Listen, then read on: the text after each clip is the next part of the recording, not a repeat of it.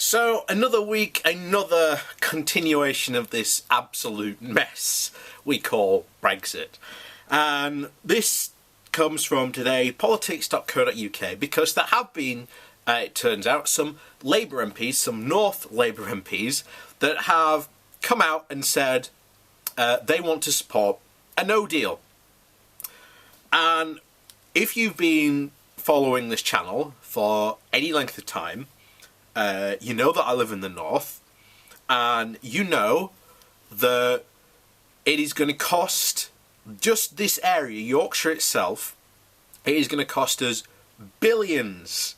And we're not talking, single or double digits, we're talking triple digits billions in damages, lost jobs.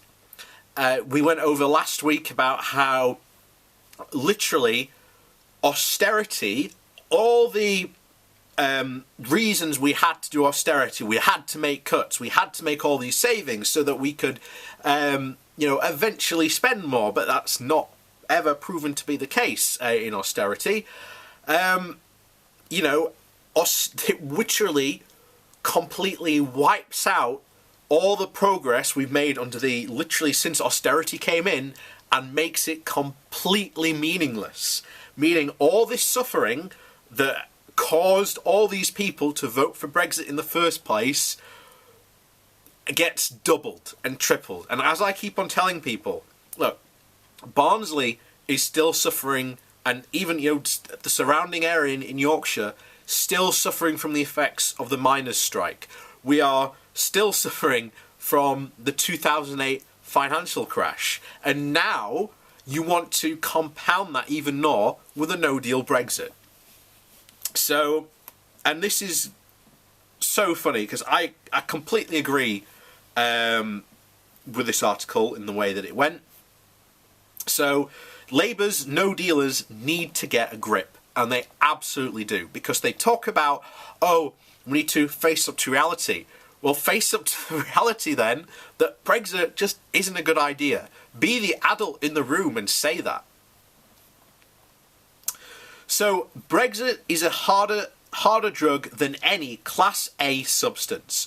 No chemical compound in an illicit laboratory can produce the warped logic and incomprehensible utterances that result from adopting it as part of your identity.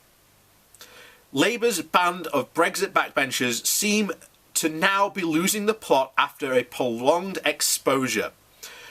Not merely true believers such as Kate Hoey, but those MPs for often leave voting seats who are adamant that Britain must quit the EU one way or another.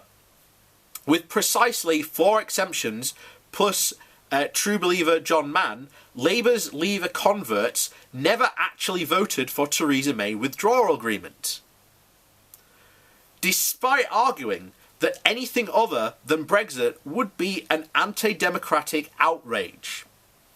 So, here's the thing. You may not like Theresa May's withdrawal agreement, but the withdrawal agreement fulfills Brexit. So, why were these people not voting for Theresa May's withdrawal deal if they want Brexit? This is just the beginning of what it said about the warped logic that a lot of these people that have been converted to the idea of a no-deal Brexit are spouting, and the absolute reality denying that they are coming up against. Because as we've said many times on this channel, when Brexit meets reality, Brexit does not survive.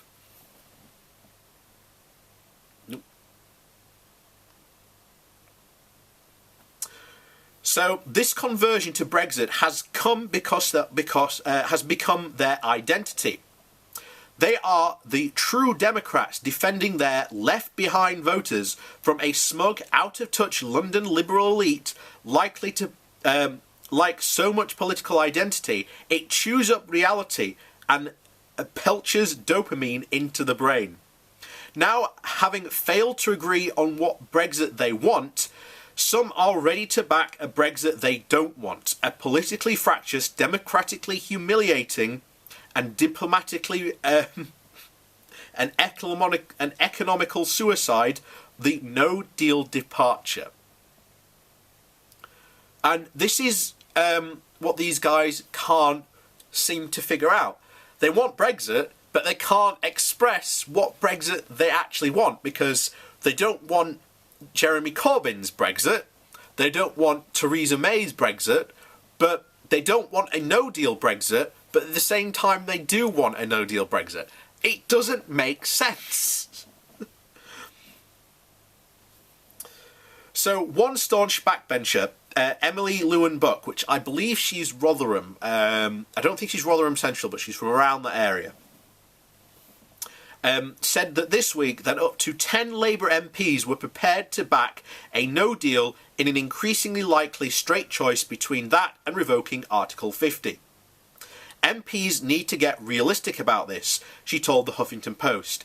80% of MPs were elected on a manifesto that said we would deliver Brexit. And this is where it gets fun, because now the article goes into ripping apart what she's just said. So those words, get realistic. Realism would understand that most Labour voters oppose Brexit. Realism would recognise that Labour MPs were elected on a manifesto specifically ruling out a no deal. And realism would pay heed to expert warnings about the dire consequences of that course of action.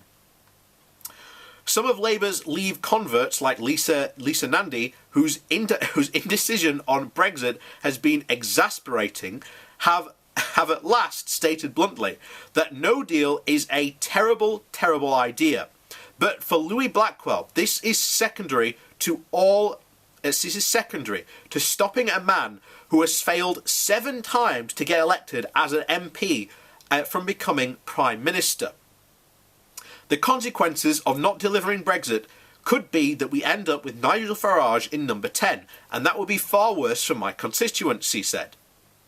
I would obviously prefer to leave with a deal, but if it comes down to no Brexit or no deal, then I would go with no deal, because the consequences of no Brexit mean that Labour will not be in government in the future, and we will lose seats. For me, this is a far worse scenario than any Brexit outcome would be. Once again, if you know, on my channel, we followed the recent 2 by-elections into heavily seats that voted to leave. 2 very, very open Remain candidates got elected.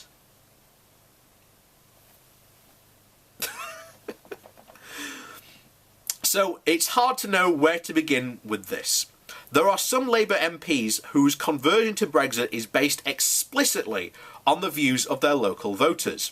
That's one thing.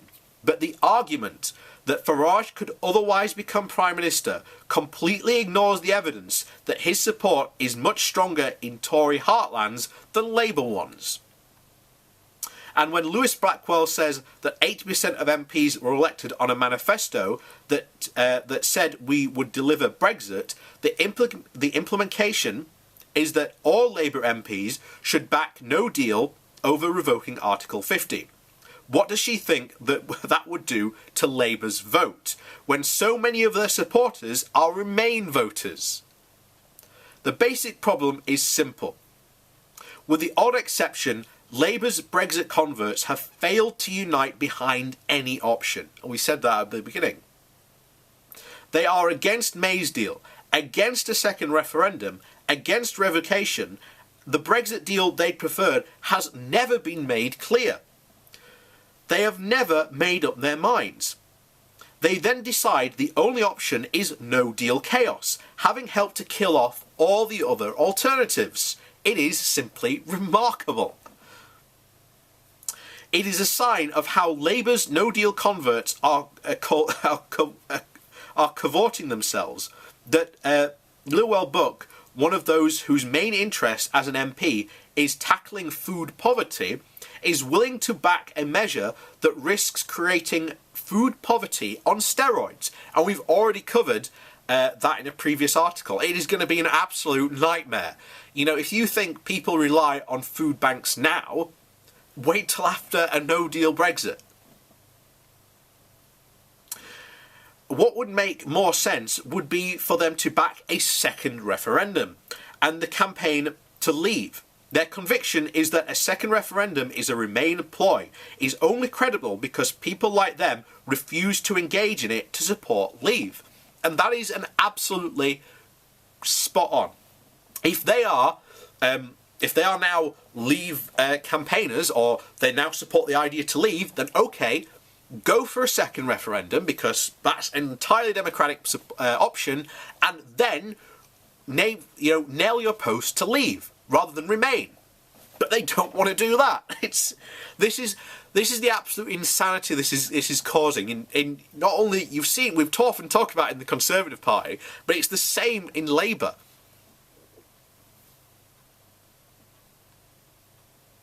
They are perfectly valid criticisms of a second referendum, but none of them outweigh the harm of a no-deal Brexit would bring. If MPs are worried that revoking Article 50 is undemocratic, the true alternative is democracy, not chaos.